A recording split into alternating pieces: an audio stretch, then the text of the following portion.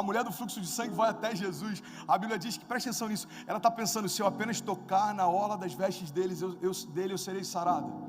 Se eu apenas tocar na orla das vestes dele, eu serei sarada. Então aquela mulher, ela vem escondida.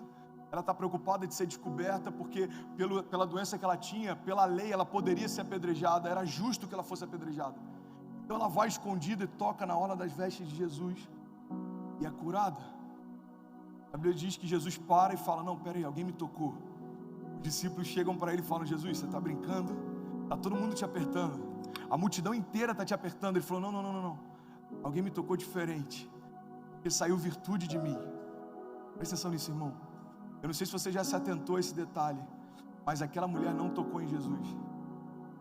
Aquela mulher tocou naquilo que tocava Jesus. Por que a palavra está dizendo que Cristo em nós é a esperança da glória? Porque tem pessoas lá fora que nunca tiveram a oportunidade de tocar em Jesus, mas quando tocarem em você, experimentarão Jesus em você. Celebra isso em nome de Jesus. Essa é a chave para a restauração de famílias. Como ouvirão se não há quem pregue? Como nós vamos pregar? Através do que vivemos, muito mais do que falamos. O nosso discurso convence, mas o nosso exemplo aqui afeta pessoas.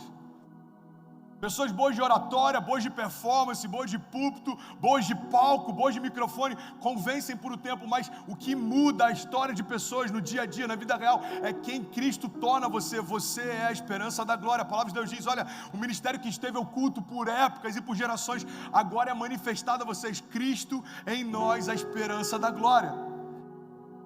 Quem é a esperança da tua família? Você, impregnado de Cristo. Quem é a esperança da tua casa? Você. Quem é a esperança de Miami, da Flórida, da América, das nações? Você é completamente impregnado da vida de Deus. É como um pilar de inflamação. Sabe, eu separei algumas revoluções que aconteceram, que foram movidas por esperança. A esperança é contagiosa, irmão. Alguém algum dia falou: I have a dream. Cara, a gente precisa entender o peso da mensagem que a gente carrega. O pastor protestante fez com que um movimento afetasse a história de uma nação. A nação mais poderosa da terra foi afetada porque alguém se levantou e falou: eu tenho um sonho. Eu sonho com um dia em que não vai haver diferença entre negros e brancos, em que os meus filhos poderão caminhar junto dos seus filhos, independente da classe social, independente da cor que eles tenham, independente da etnia que eles tenham. Esse cara começou a falar e a esperança dele começou a se tornar contagiosa. E aquilo vai se espalhando por cidades, aquilo vai se espalhando através do rádio. Não existiam redes sociais como existiam hoje, mas pessoas iam falando: ei, alguém compartilhou uma esperança comigo e eu quero fazer parte disso.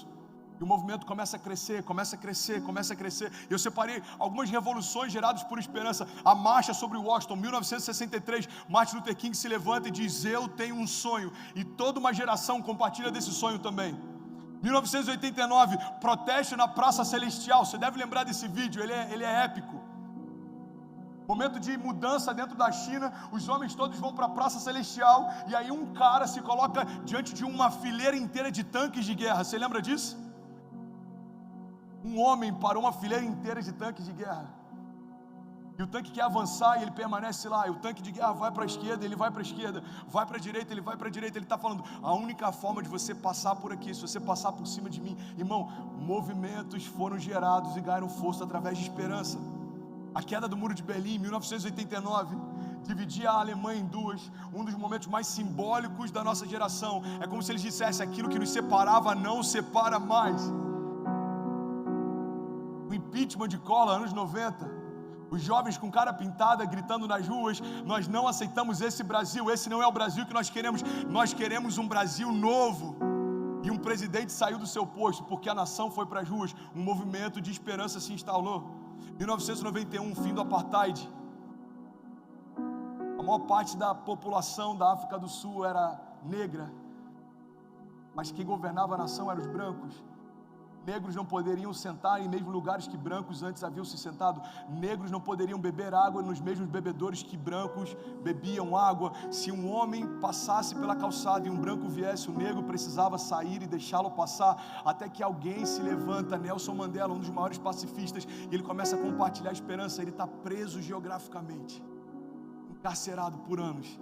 mas a esperança que ele carrega não se pode deter através de grades. Irmão, alguém preso mudou a história de uma nação. Você está comigo, pelo amor de Deus? Primavera Árabe 2011, o último grande movimento que a gente teve de mobilização. A população se levanta e fala: a gente não quer mais ditadores no trono, a gente quer liberdade. Jovens vão para as ruas, movimento nas redes sociais, invadem as praças, derrubam estátuas de ditadores, e simplesmente o que aconteceu foi que o movimento se espalhou por vários países: Iêmen, Egito, Líbia, Síria, entre outros. Pastor, onde é que você quer chegar? Quero lembrar de você da sua origem. O termo cristão é utilizado pela primeira vez quando estão fazendo referência àqueles que seguem a Cristo como uma versão menor de quem Ele é. Cristão significa pequeno Cristo. Cristão não é ter uma religião. Cristão é ser como o seu Senhor. Cristão não é ser evangélico ou católico. Cristão é expressar quem Jesus é. Cristão não tem a ver com fazer parte de uma denominação religiosa ou ser fã de um pastor. Cristão significa saber: eu sei o preço que foi pago para me comprar, e eu vou até o final expressar aquilo que foi depositado em mim. Eu sei que em mim existe uma fonte de rios, de águas vivas, e eu não vou represar isso. Eu sei que por onde eu passar, pessoas serão curadas, porque a palavra de Deus diz que esses sinais, eles acompanharão, eles seguirão os que crerem. No nome de Jesus, enfermos serão curados. No nome de Jesus, cativos serão libertos. No nome de Jesus, histórias serão transformadas. Novos começos serão gerados. No nome de Jesus, pessoas receberão um novo começo. Como aquela mulher adúltera, pega no meio de adultério, no meio de um flagrante, todo mundo querendo apedrejá-la. Jesus era o único que poderia condená-la, e foi o único que foi resgatá-la. Entenda isso em nome de Jesus. A loucura do Evangelho, o escândalo da graça é: o único que poderia nos condenar preferiu se entregar por nós. Jesus vai até ela, se coloca na mesma posição dela, e aqui tem uma outra dinâmica que Jesus está ensinando. Jesus sempre vai até o teu nível para que você entenda o que Ele quer falar. Jesus ensinava parábolas e falava de palavras de semeadores, porque Ele estava falando com homens que trabalhavam de forma braçal. Jesus está falando sobre parábolas de pescadores, porque Ele está pregando em cima de um barco para uma multidão. Jesus está falando de parábolas de reino, porque era a dinâmica que as pessoas entendiam. Jesus está ensinando para a gente o seguinte: eu sempre vou até o nível que você está, mas eu te amo tanto que eu não vou deixar você lá. Eu vou até o teu nível, mas depois eu te trago até o meu nível, e a gente vai caminhar junto nesse nível também. Você está comigo, pelo amor de Deus? Pedro afunda, irmão. A Bíblia diz que Jesus vai andando sobre as águas até ele. Jesus o repreende, mas antes estende a mão. Se fosse a gente, em alguns momentos, certamente a gente primeiro repreenderia e pensaria se iria ajudar ou não. Jesus chega até Pedro, estende as mãos imediatamente. Ele diz, depois o repreende, dizendo: homem de pequena fé. Pega essa chave, irmão. A gente continua lendo, a Bíblia diz que então Jesus e Pedro voltam para o barco. É só uma conjuntura, ok? Isso não está na Bíblia, mas eu não consigo imaginar, depois que Jesus estende a mão: vem cá. Isso é Pedro agora, você está afundando aqui, mano. Fica em paz que Jesus chegou, tá? Se afoga aí. A Bíblia diz que Jesus chega e imediatamente estende a mão. Presta atenção nisso. Repreende o Gui, no caso Pedro, mas serve para o Gui de vez em quando também. Jesus repreende Pedro e diz: homem de pequena fé, por que duvidou? E a Bíblia diz que depois ele chega para o barco. Agora deixa eu te falar, eu não imagino Jesus arrastando Pedro até o barco. Seria humilhante demais para ele voltar assim. Eu não imagino Jesus arrastando ele, porque seria um motivo de vergonha para todo mundo que ficou. Afinal, quem ficou no barco nunca experimentou afundar sobre as águas, mas quem ficou no barco nunca experimentou andar sobre as águas também. O que é que você quer chegar, pastor? Eu quero chegar numa dinâmica simples. Eu creio, quando Jesus chega até Pedro, Ele fala: Pedro, se coloca de pé, e agora você vai no mesmo nível que eu vou. Eu creio que Jesus voltou com Pedro andando sobre as águas. É como se didaticamente ele ensinasse: você pode até ter tropeçado, mas a boa notícia é que eu cheguei, e eu vou até o nível que você está, para trazer você até o nível que eu estou. Isso é evangelho, irmão. Você pode celebrar ele?